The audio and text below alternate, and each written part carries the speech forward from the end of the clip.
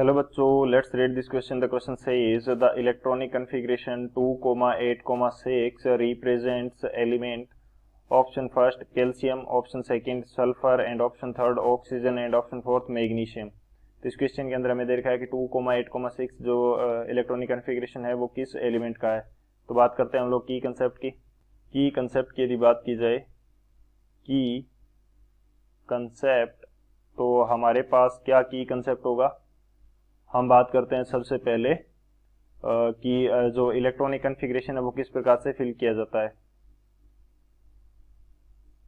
Electronic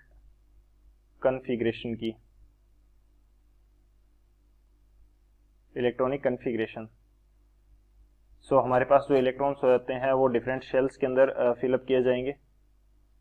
shells जो हमारे पास different shells हैं उनके अंदर ये फिल किए जाते हैं। सो बेसिकली हम बात करते हैं कि हमारे पास शेल्स कौन सी होंगी, के, एल, एम, एन एंड इससे आगे ओ, पी, इस अकॉर्डिंग ये शेल्स चलती रहती हैं। और इनके लिए जो प्रिंसिपल क्वांटम नंबर जिसको हम एन से रिप्रेजेंट करते हैं उनकी वैल्यू के लिए होती है फर्स्ट 1, एल के लिए होती है 2, एम के लिए 3, एन के लिए 4 एंड यदि इसके बाद में भी है ओ के लिए क्या हो जाएगी 5 हो जाएगी एंड इस प्रकार से ये चलेगा। सो अब हमारे पास मैक्सिमम नंबर ऑफ इलेक्ट्रॉन्स के लिए एक फॉर्मूला रहता है। किसी शेल के अंदर मैक्सिमम नंबर ऑफ इलेक्ट्रॉन्स कितने आ सकते हैं, उसके लिए हमारे पास एक फॉर्मूला रहता है। वो फॉर्मूला क्या रहता है, फॉर्मूला रहेगा 2 × n²। जब ये फॉर्मूला के शेल के लिए मैं अप्लाई करूंगा तो n की वैल्यू 1 है तो 1 का स्क्वायर 1 आ जाएगा और इंटू 2 करेंगे तो ये क्या आ जाएगा 2 इलेक्ट्रॉन्स आ सकते हैं। l के लिए जब मैं ये अप्लाई करूंगा तो 2 × 2 की पावर 2 हो जाएगी तो ये कितने आ जाएंगे 8 आ जाएंगे।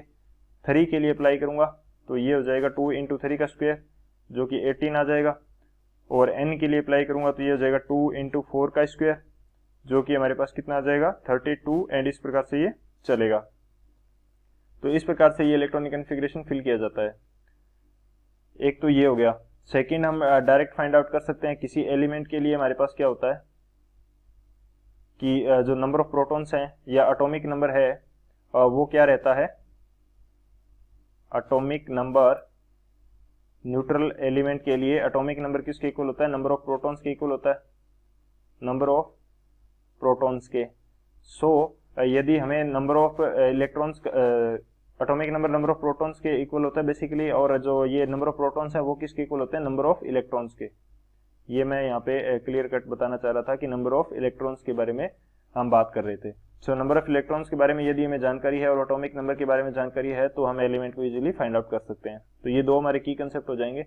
इन दोनों की कंसेप्ट की हेल्प से इस क्वेश्चन को सॉल्व करते हैं। सॉल्यूशन की यदि बात करें तो हमारे पास इलेक्ट्रॉनिक कन्फिग्रेशन क्या दे रखा है, 2,8,6 दे रखा है।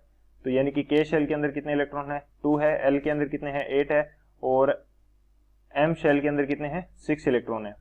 सो बेसिकली यदि मैं इलेक्ट्रॉन फिलअप करता हूं तो ये मेरे पास किस प्रकार से आएंगे 1s2, 2s2, 2p6 and 3s2, 3p, ये कितना हो जाएगा, ये हमारे पास हो जाएगा 4, 3p4।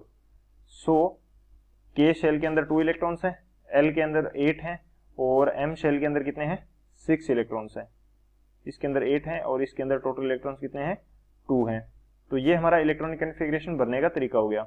सो इसके अंदर टोटल नंबर ऑफ इलेक्ट्रॉन्स कितने हैं, टोटल नंबर